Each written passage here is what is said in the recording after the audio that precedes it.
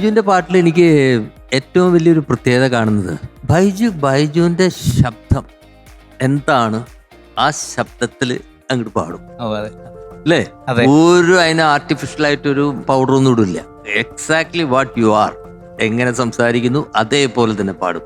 ഇപ്പൊ for example എനിക്കിത് പാട്ട് കേൾക്കുമ്പോൾ എനിക്ക് ഓർമ്മ വരുന്നത് പണ്ട് ഹിന്ദിയിലൊക്കെ മുഹമ്മദ് റാഫിയുടെ ഒരു കാലം, ആ കാലത്ത് കിഷോർ കുമാർ വന്നു. ഇത്തരം കുറേ പാട്ടുകൾ കിഷോർ പാടിയിട്ടുണ്ട്.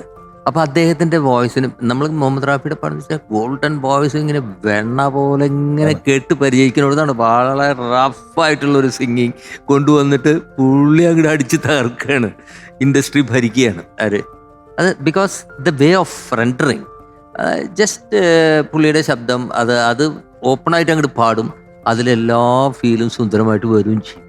അതേപോലെ ഒരു ശബ്ദം, അതിന്റെ സിമിലാരിറ്റി അല്ല പറയുന്നത്, ഹൗ യു വോയിസിന്റെ മോഡുലേഷൻസും വോയിസ് എങ്ങനെ നമുക്ക് നാച്ചുറൽ ശബ്ദത്തിൽ പാടാം എന്നുള്ളതിന്റെ ഒരു വലിയൊരു ഉദാഹരണമാണ്.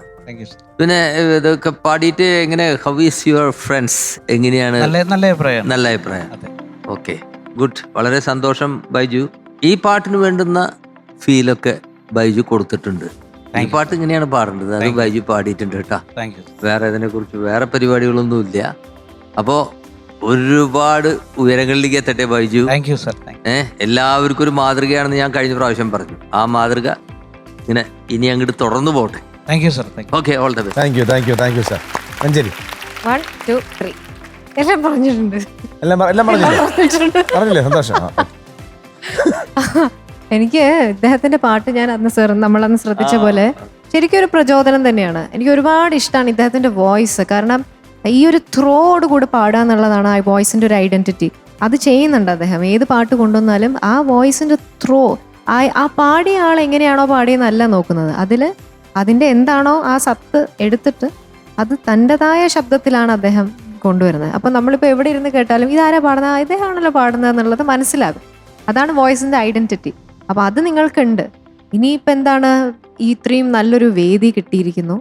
ഈ വേദി നിങ്ങൾ മാക്സിമം യൂട്ടിലൈസ് ചെയ്യുക. ഇതിന് മുൻപ് വന്ന് പാടിയ പാട്ടും എനിക്ക് ഒരുപാട് ഇഷ്ടപ്പെട്ടൊരു പാട്ടാണ്. അത് ഒരു എന്താ പറയുക, സ്ട്രോങ് വോയിസ്. ആ സ്ട്രോങ് വോയിസിൽ പല പല ടൈപ്പ് പാട്ടുകളും പാടുക. നമുക്ക് ഈ ഒരു വേദിയിൽ ഒരേ ടൈപ്പ് പാട്ടുകളല്ലാതെ നിങ്ങൾ പലതും ട്രൈ ചെയ്യണം, എല്ലാ തരത്തിലുള്ള പാട്ടുകൾ. കാരണം ഇപ്പം നമ്മുടെ പ്രേക്ഷകർക്കായാലും അതൊരു കൗതുകം തന്നെയായിരിക്കും. നിങ്ങൾ ഓൾറെഡി കുറേ പാട്ടുകൾ പാടുന്നു, ആൾക്കാരെയൊക്കെ കയ്യിലെടുക്കുന്നു.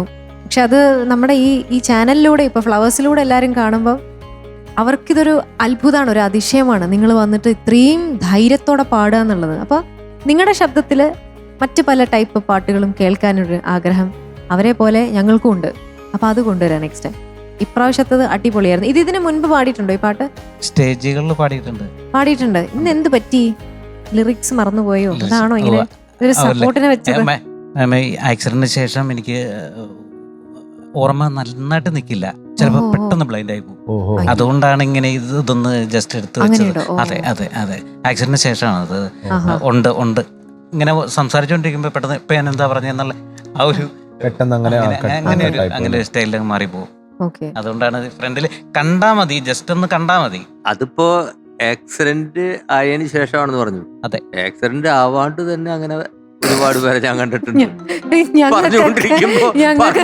പ്രശ്നം സംസാരിച്ച് വരുമ്പോ അവിടെ നിന്ന് വേറെ എന്തെങ്കിലുമൊക്കെ പറഞ്ഞു പോയിട്ട് ഇങ്ങനെ ആയിരിക്കും, നമ്മളെ എവിടെ നിന്ന് തുടങ്ങിയേ പകുതിന്ന് കട്ടായി പോകും. ഇതുപോലെ സാറിന്റെ ഒരു റെക്കോർഡിങ്ങില് നിലാവിന്റെ തൂവൽ പാടുന്ന സമയത്ത് ഞാന് ആ പാട്ടിങ്ങനെ പല്ലവി അനുപല്ലവിയൊക്കെ കഴിഞ്ഞു ലാസ്റ്റ് പോർഷനായിട്ട് ഞാൻ അതിങ്ങനെ ഹമ്മിങ്ങും കാര്യങ്ങളൊക്കെ വരുന്നുണ്ട്. ആ സാർ പറഞ്ഞു ഇഷ്ടമുള്ള പോലെ ഹമ്മിങ് ഒക്കെ പാടിക്കോളൂ എന്ന് പറഞ്ഞു. ഞാൻ ഹമ്മിങ് ഒക്കെ ഇങ്ങനെ പാടി പല്ലവിയുടെ ഫസ്റ്റ് ലൈൻ അങ്ങ് മറന്നു, എന്താ പാടണ്ടേന്ന് അറിയില്ല. സാർ പറഞ്ഞു അത് നമ്മൾ വല്ലാണ്ട് അതിലേക്ക് മുഴുകി പോയത് കൊണ്ട് ബാക്കി അത് അപ്പൊ അങ്ങനെ സംഭവിക്കും. ഫ്ലവേഴ്സ് ഒരുക്കുന്ന കാഴ്ച വസന്തം യൂട്യൂബിൽ പ്രേക്ഷകർക്ക് ലൈവായി കാണാം. ഫ്ലവേഴ്സ് കോമഡിയിൽ ജോയിൻ ചെയ്യൂ, ആസ്വദിക്കൂ.